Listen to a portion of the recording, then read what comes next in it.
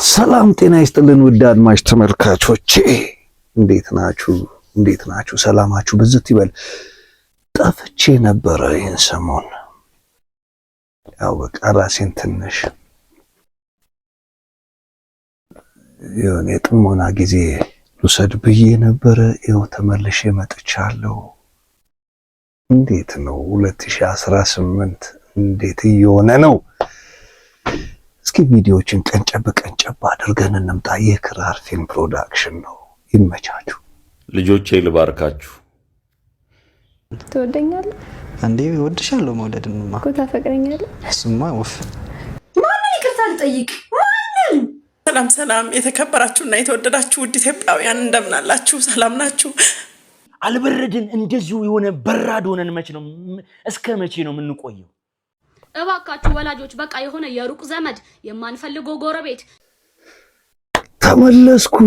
ተመለስኩኝ። እንግዲህ እነዚህንና ሌሎችን አጠር አድርጌ አቀርብላችኋለሁ። የምትወዷቸው ይመስለኛል።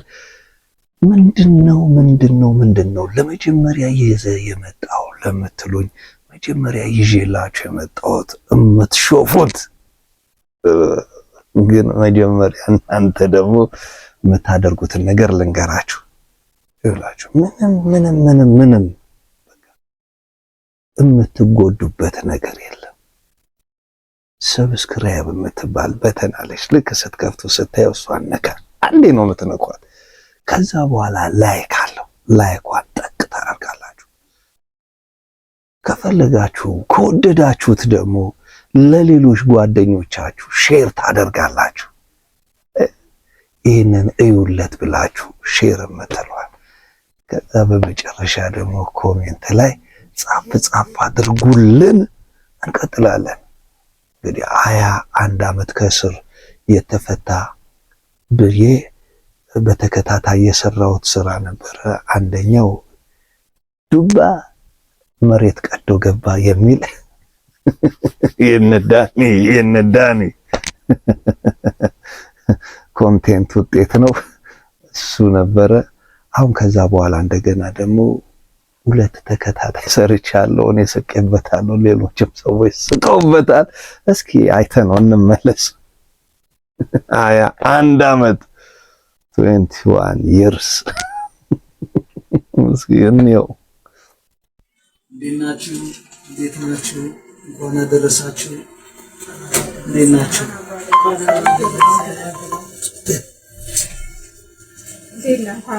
እንኳን አብሮ አደረሰን። ይመስገን።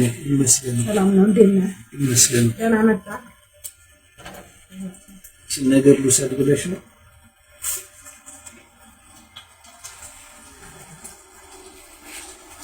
ሹፉት። ሁለተኛውንም ታዩታላችሁ። 2 ነው።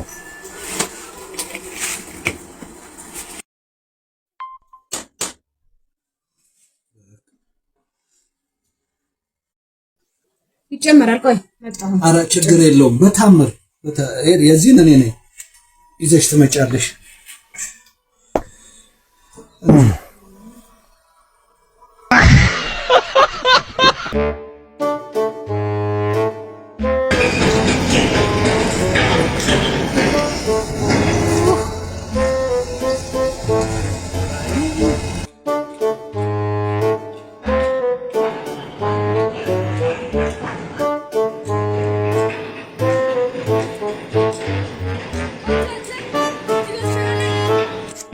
ሁለተኛውንም ታዩታላችሁ።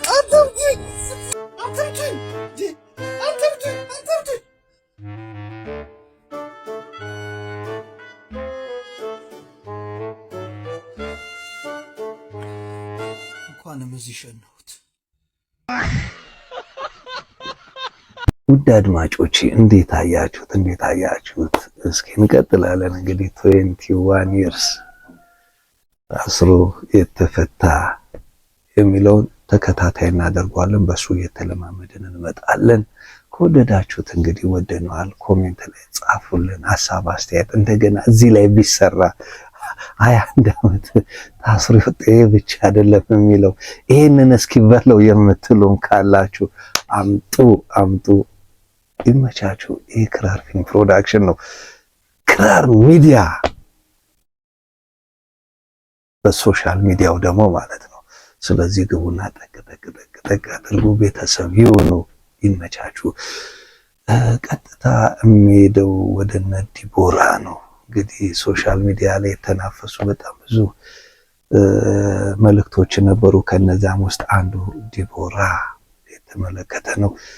እንግዲህ እነዚህ ሁለት ፍቅረኛሞች አሁን ነው ልጅ በመውለድ ዙሪያና በጣም ብዙ ከታገሉ በኋላ ወደዚህ ወደ እርቅ ማዕዱ መተው ታርቀው አይተናል። እስኪ ትንሽ እኔ ደስ ስላለኝ አቀራረባቸው ደስ ስላለኝ ይዤው መጥቻለሁ። ይሄንን ትመለከቱልኝ ዘንድ ጋብዛለሁ። ወደ መጀመሪያው ትወደኛለህ እንዴ? እወድሻለሁ። መውደድንማ እኮ ታፈቅረኛለህ። እሱማ ወፍ አይደለ? ግን ነው እናስረዳችሁ ያልኩት። ስለዚህ አሁን እኔ የምፈልገው ትልቁ ነገር አሁን ሁሉም ነገር ይቅር። እኔ ለልጄ አባት ብቻ ነው እንድትሆን የምፈልገው። ሌላም ደግሞ ልጆች ካሉ እንቀበላለን። ምክንያቱም ሲሪየስ የምሬን ነው ማለት እኔ ልጄ ነገ እህቱ እንዲያገባ አልፈልግም። ሳይተዋወቁ ጥሩ ፋሚሊ እንዲሆን እፈልጋለሁ። ስለዚህ ያለውን ነገር በደንብ አጣራ።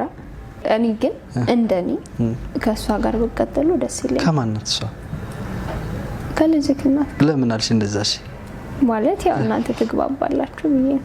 በኢየሱስ ደምዲ ምን ነሽ ነው ጭራሽ እንዳሳረን የምንግባባው? ቱ ቢ ኦነስት ማለት አንቺ እግዚአብሔርን ታምናለሽ?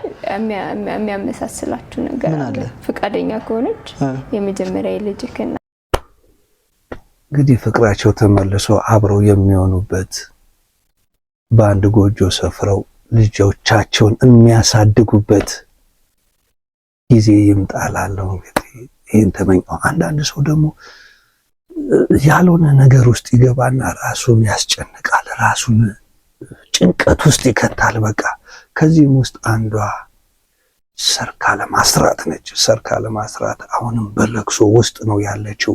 ራሷ ተጨንቃ፣ ልጆቿን አስጨንቃ፣ ማህበረሰቡን አስጨንቃ፣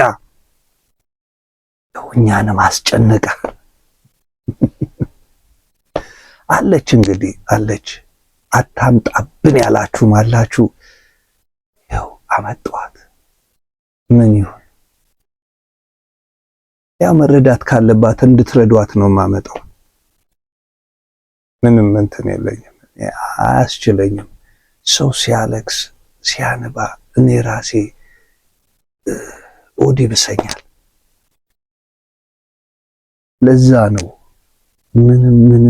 ምንም ነገር ኖሮኝ አይደለም። አይምሯ መመለስ ከቻለ እሷ ብቻ ሳትሆን ልጆቿም ይመለሳሉ። ገባችሁ? ሰላም ካደረግናት ብዙ ነገር ሰላም የምናደርጋቸው ነገሮች አሉ። ለዛ ነው እስኪ እንመልከት። እያለቀሰች ነው። የሚያለቅስ ሰው ሳይ ደስ ስለማይለኝ ነው። ተከታተሉልኝ።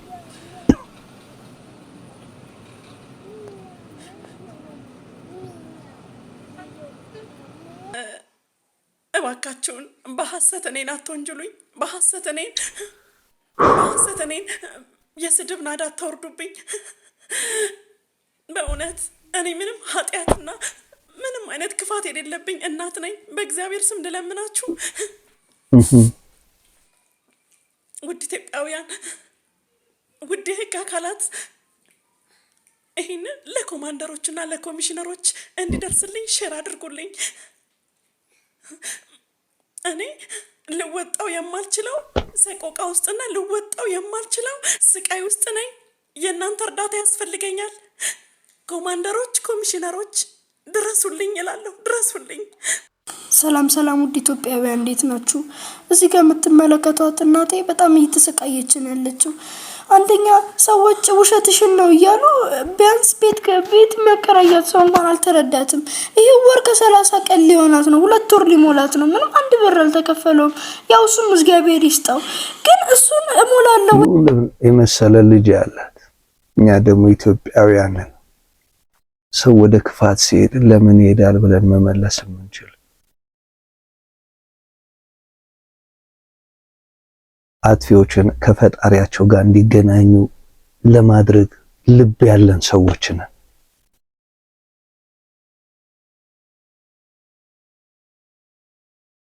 ለዛ ነው ምንም እቺ እናት ብታጠፋም ምንም ብትል እናት ነች። ስለዚህ ብንመልሳት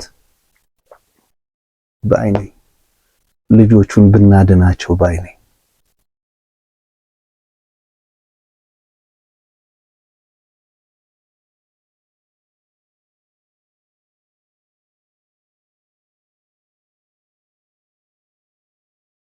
ወደ ሌላኛው ፕሮግራም ደግሞ እሄዳለሁ።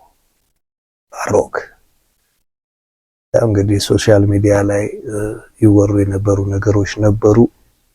ያው ባሮክ አንድ ቤት ገብቶ ምስለ የማርያምን ምስል ቅድድ አርጋ በቃ የሆነ ነገር ያደረገችዋል። ከመቅለድ ባሻገር ሌላም ስራ የሰራች አንድ እህት ነበረች። በራሱ ተነሳሽነት ሄዶ እናቷን አናግሮ ከዛ በኋላም ታሰረ የሚባል ወሬ ተሰምቶ ነበረ፣ ታስሮ ነበረ። ነገር ግን እናትየው እሱ ይህንን ነገር በመልካም ነው እንጂ ያደረገው በመጥፎ አላደረገም በማለት እንዲፈታ ተደርጎ ነጋሽ በዳዳ ጋር ኢንተርቪው አድርጎ ነበረ።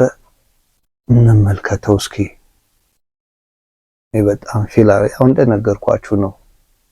ሰዎች ሲያለቅሱ ወዲህ ይብሰኛል፣ ከነሱ ጋር አልቅስ ይለኛል።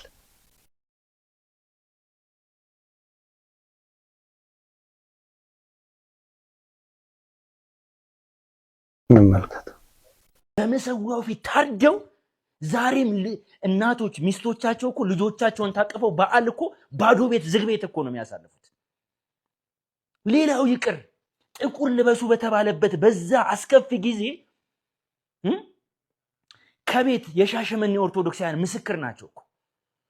ከቤት ልጆቼ ሰማያዊ እናታችሁ ቤተክርስቲያን ውጡና ያሷን ጠብቋት ብለው ልጆቻቸውን ከቤት ሸኝተው ልጆቻቸው ሬሳ መጥቶላቸዋል እኮ። እንዛች እናት እኮ ዛሬ በዓልን በዝግ ቤት እኮ ነው የምታሳልፈው።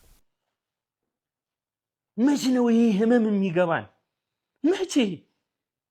እኔ የሚያመኝ ይሄ ብቻ ነው። አየ ውድ አድማጭ ተመልካቾቼ የዛሬው ፕሮግራም ይህንን ይመስል ነበረ። ከወደዳችሁት እንግዲህ ወደነዋል በሉኝ። ኮሜንት ላይ ጻፍ አድርጉ። ቀጥል፣ አይዞ በርታ በሉ፣ አበረታቱን። ይህ ክራር ሚዲያ ነው። ክራር ሚዲያ ቤተሰብ ያልሆናችሁ ቤተሰብ ሁኑ። እንመጣለን እንግዲህ በሚቀጥለው ደግሞ በየቀኑ እያቀረበን ነበር። አሁን ደግሞ በሚቀጥለው ቀን ዛዝላ ምዕራፍ 6 ላይ ቆሟል።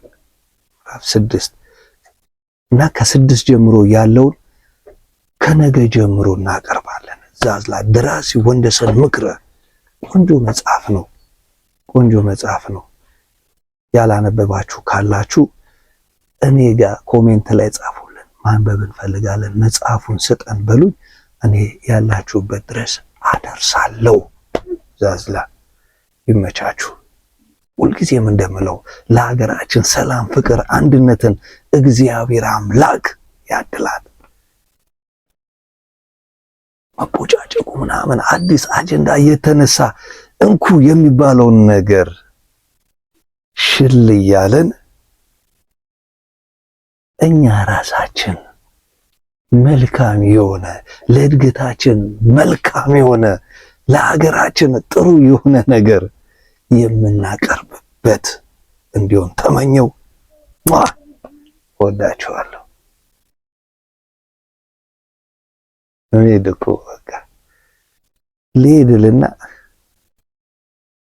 አንድ ስለ ኢትዮጵያዊነት አንድ ግጥም ልበላችሁ። ሁልጊዜ ስለምወደው ምንድነው የሚባለው ብሔርተኝነት ምናምን የሚባለው ነገር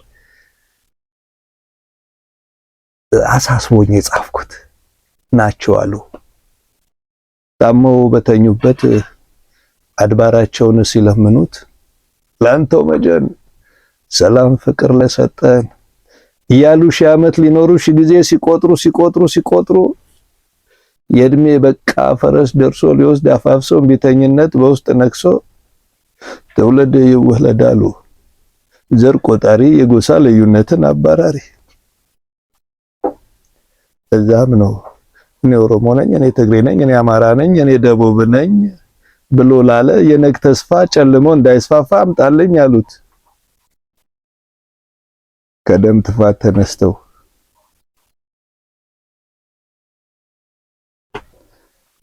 አምጣልኝ አሉት ወተትን። ጠጥተው ሊሻላቸው ተደስተው ሊያስታርቁ ሊመክሩ ሊዘክሩ ናም ወተት መጣ በገፍ ሊጠጣ።